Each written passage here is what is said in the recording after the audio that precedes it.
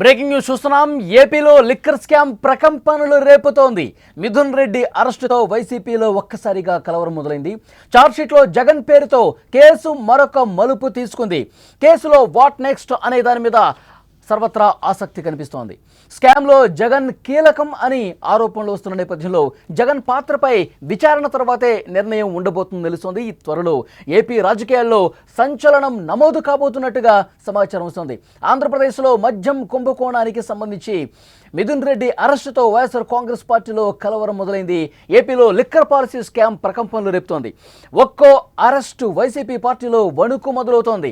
ఇప్పటికే ఈ కేసు పలువురు అరెస్ట్ అయ్యారు. తాజాగా ఎంపీ మిథున్ రెడ్డిని అరెస్ట్ చేసి జైలుకు తరలించడంతో ఉత్కంఠ రేపుతోంది. ఏపీ లిక్కర్ పాలసీ స్కామ్ కేసులో A4గా ఉన్న ఎంపీ మిథున్ రెడ్డిని సిట్ అధికారులు శనివారం సుదీర్ఘంగా విచారించిన తర్వాత అరెస్ట్ చేశారు. ఆదివారం ఉదయం విజయవాడలోని ప్రభుత్వ ఆసుపత్రిలో వైద్య పరీక్షల అనంతరం ఏసీబీ కోర్టులో మిథున్ రెడ్డిని విచారించారు. ఇరు పక్షాల వాదనలు విన్న న్యాయమూర్తి ఆగస్టు 1వ తేదీ వరకు మిథున్ రెడ్డికి రిమాండ్ విధించారు. అనంతరం పోలీసులు మిథున్ రెడ్డిని రాజమండ్రి సెంట్రల్ జైలుకు తరలించారు. లిక్కర్ స్కామ్లో ఎంపీ మిథున్ రెడ్డిపై సిట్ ఏసీబీ కోర్టుకు సమర్పించిన రిమాండ్ రిపోర్టులో సంచలన విషయాలు ప్రస్తావించింది. ఆంధ్రప్రదేశ్లో వైసీపీ ప్రభుత్వం ఉన్న 2019 నుంచి 2024 మధ్య కాలంలో తీసుకొచ్చిన కొత్త మద్యం పాలసీలో మిథున్ రెడ్డి పాత్ర స్పష్టంగా ఉందని కోర్టుకు సమర్పించిన రిమాండ్ రిపోర్ట్లో సిట్ పేర్కొంది. మిథున్ రెడ్డిని కుట్రదారుగా అభివర్ణించిన సిట్ మద్యం విధానంలో మార్పులు అమలు, ఇతర నిందితులతో కలిసి డిస్టిలరీలు సప్లయర్ల నుంచి నగదు తీసుకున్నట్లు ఆరోపణలు చేసింది. పక్కా ప్లాన్ ప్రకారమే, ఒక పకడ్బందీ ప్రకారమే అనుచిత లబ్ధి పొందేందుకు 2019-24 మధ్య రాష్ట్రంలో మద్యం ధరలను అనూహ్యంగా పెంచి తద్వారా డిస్టిలరీల నుంచి ముడుపులు అందుకున్నారని ఆరోపించింది సిట్. ఈ క్రమంలోనే మిథున్ రెడ్డి పలుమార్లు అప్పటి సీఎం కార్యదర్శి ధనంజయ రెడ్డి, ఓఎస్డీ కృష్ణమోహన్ రెడ్డి ఈ కేసులో A1గా ఉన్నటువంటి రాజకేశ్వర రెడ్డితో చర్చలు జరిపారని కోర్టుకు తెలిపింది. మొత్తం ప్రభుత్వానికి 3,500 కోట్ల ఆర్థిక నష్టం వాటిల్లినట్టు సిట్ ఆరోపణలు చేసింది. అయితే చివరికి ఈ ముడుపులు ఎవరికి చేరాయన్న దానికి సంబంధించి సిట్ ఇంకా లోతుగా దర్యాప్తు చేయాల్సినటువంటి అవసరం ఉందని చెప్పింది. జగన్కు ఉచ్చు బిగుస్తున్నట్టుగా వార్తలు వస్తున్నాయి. అంతిమ లబ్ధిదారు జగనే అనే చర్చ చాలా బలంగా జరుగుతోంది. ఈ స్కామ్ ద్వారా వేల కోట్లు జగన్కు చేరాయని, వాటిని ఎన్నికల్లో ఖర్చు పెట్టారనే ఆరోపణలు కూడా ఉన్నాయి. అలాగే లిక్కర్ ఛార్జ్షీట్లో సిట్ పలుమార్లు మాజీ సీఎం జగన్ పేరు ప్రస్తావించడం సంచలనంగా మారింది. ఛార్జ్షీట్లో జగన్ పేరు చాలా చోట్ల ప్రస్తావించింది. అలాగే ఈ అభియోగ పత్రంలో ఆయన్ను నిందితుడిగా ఇంకా చేర్చలేదు. ఎందుకంటే దర్యాప్తు కొనసాగుతుంది, దర్యాప్తు ఇంకా లోతుగా జరగాల్సినటువంటి అవసరం ఉంది అని చెప్పి సిట్ భావిస్తోంది. ఇక అనుబంధ అభియోగ పత్రాలు ఏవైతే ఉన్నాయో వాటిలో జగన్ ప్రమేయంపై ఇంకా స్పష్టత రావాల్సి ఉన్నటువంటి అవసరం ఉందని చెప్పింది. తాజాగా మరో 8 మందిని నిందితులుగా పేర్కొన్నారు. మొత్తం 16 మందిపై అభియోగాలు మోపారు. ఇప్పుడు జగన్ పేరు ఛార్జ్షీట్లో ప్రస్తావించడం ద్వారా ఈ కేసు కీలక మలుపు తీసుకునే అవకాశం కనిపిస్తోంది.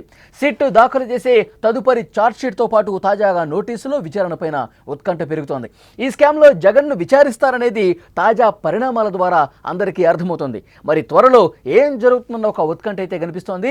మరి కొద్ది రోజుల్లోనే ఆంధ్రప్రదేశ్ రాజకీయాల్లో ఒక సంచలనం నమోదు కాబోతున్నట్టుగా చాలా స్పష్టంగా అర్థమవుతుంది. ఎందుకంటే ఆంధ్రప్రదేశ్లో లిక్కర్ పాలసీ రూపొందించిన దగ్గర నుంచి ఈ రోజు వరకు కూడా అనేక కోణాల్లో అన్ని విధాలుగా సిట్ దర్యాప్తు చేసినటువంటి నేపథ్యంలో ఈ ప్రిలిమినరీ ఛార్జ్షీట్లో, అంటే ప్రాథమికంగా ఛార్జ్షీట్ ప్రవేశపెట్టినటువంటి ఛార్జ్షీట్లో కూడా జగన్మోహన్ రెడ్డి గారి పేరు చాలా స్పష్టంగా అందులో పేర్కొంది. అయితే జగన్ని నిందితుడిగా ఇంకా చర్చలు, ఎందుకంటే ఇంకా లోతుగా విచారణ జరిపించాల్సినటువంటి అవసరం ఉంది.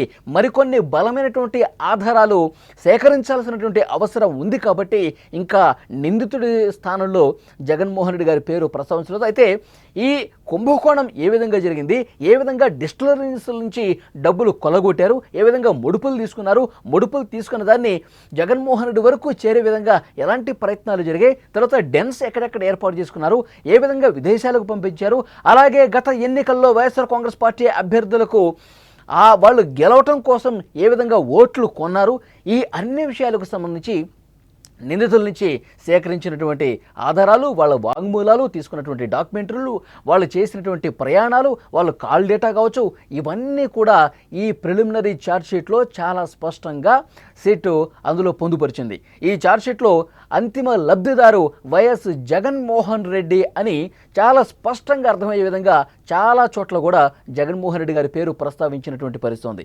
సో డెఫినెట్గా మరికొద్ది రోజుల్లోనే జగన్మోహన్ రెడ్డి గారికి నోటీసులు ఇవ్వబోతున్నారు అని చర్చ చాలా బలంగా జరుగుతుంది. ఎందుకంటే ఇంకా క్లైమాక్స్కు చేరుకుంది. మద్యం కుంభకోణంకి సంబంధించి పూర్తిగా ఆధారాలు లభ్యమయ్యాయి. అయితే అంతిమ లబ్ధిదారుకు సంబంధించి ఆయన నిందితుడిగా చేర్చాలంటే వారికి సంబంధించిన ఇంకొన్ని బలమైన ఆధారాలు రాబట్టాల్సినటువంటి అవసరం ఉంది.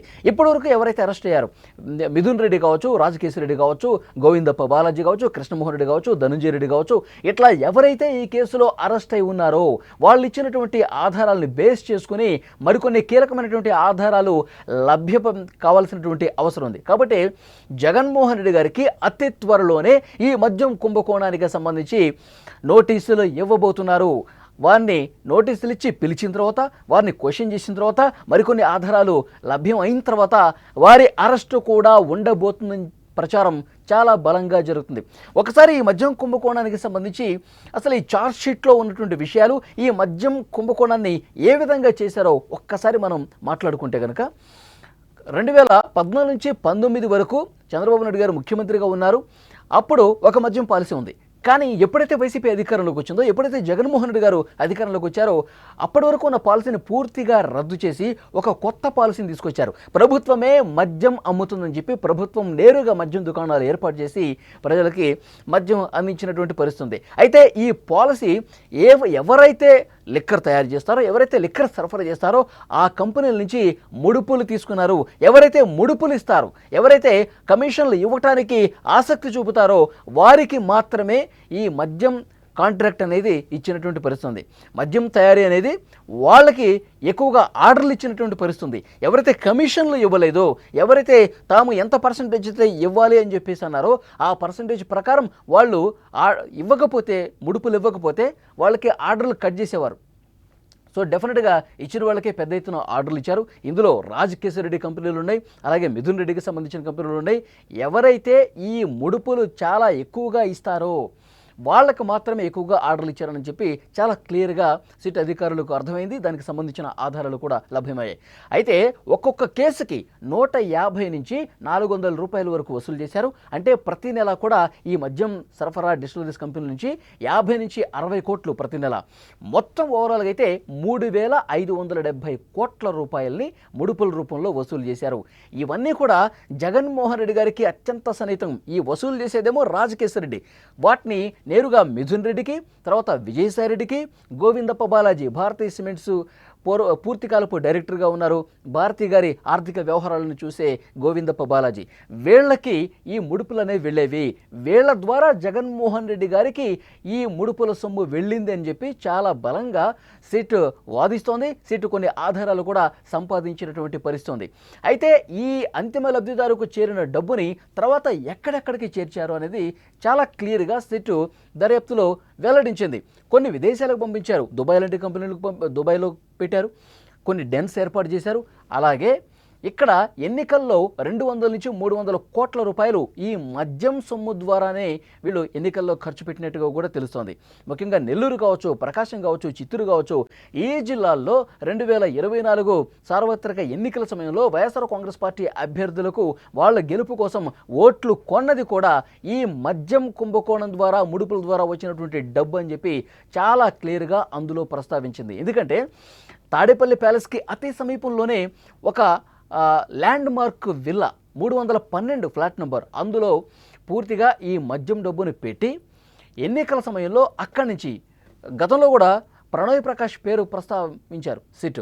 ప్రణయ్ ప్రకాష్ను అరెస్ట్ కూడా చేసిన పరిస్థితి ఉంది. ప్రణయ్ ప్రకాష్ చాలా స్పష్టంగా ఆ డెన్కి కాపలాదారుగా ఉండి చెవిరెడ్డి భాస్కర్ రెడ్డి అనుచరులు అక్కడికి వచ్చినప్పుడల్లా డబ్బులు ఇచ్చి, చెవిరెడ్డి భాస్కర్ రెడ్డి అనుచరులు, తర్వాత పిఏలు, తర్వాత గన్మెన్లు అక్కడికి పంపించి అక్కడి నుంచి డబ్బులు తీసుకుని వైఎస్ఆర్ కాంగ్రెస్ పార్టీ అభ్యర్థులకు అందజేసిన పరిస్థితి.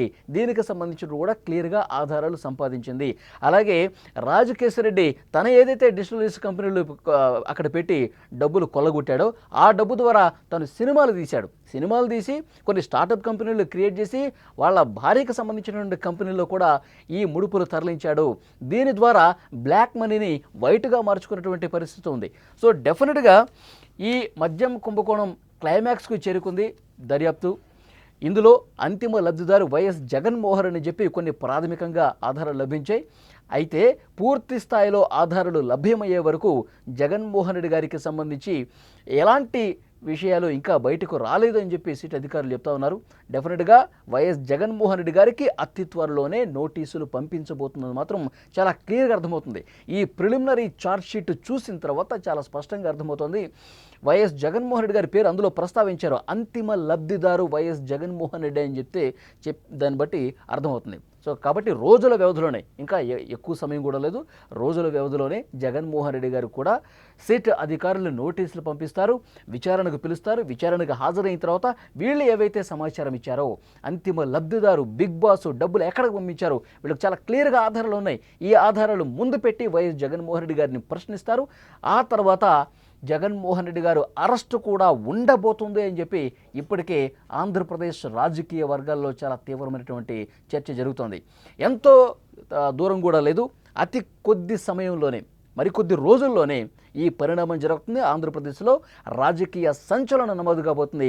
జగన్మోహన్ రెడ్డి గారు కూడా అరెస్ట్ అయ్యే అవకాశం ఉంది అని చెప్పి ఇప్పటికే తెలుగుదేశం పార్టీ నాయకులు చాలా స్పష్టంగా చెప్తా ఉన్నారు.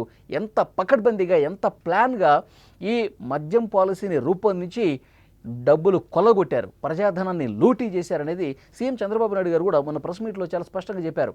చాలా పక్కాగా, చాలా క్లియర్గా ఈ లూటీ జరిగింది, ప్రజాధనాన్ని దోపిడీ చేశారు, 3,500 కోట్ల రూపాయలని దోచేశారు లిటరల్గా. అవి ఎక్కడ పెట్టుబడులు పెట్టారు వాటికి సంబంధించిన కూడా ఆధారాలు బయటకు వస్తామని, అతి కొద్ది రోజుల్లోనే అంతిమ లబ్ధిదారు బిగ్ బాస్కు సంబంధించిన మరికొన్ని బలమైన ఆధారాలు లభ్యం కాబోతున్నాయన్నది సిట్ ఆ ఛార్జ్షీట్ను పరిశీలిస్తే అర్థమవుతుంది.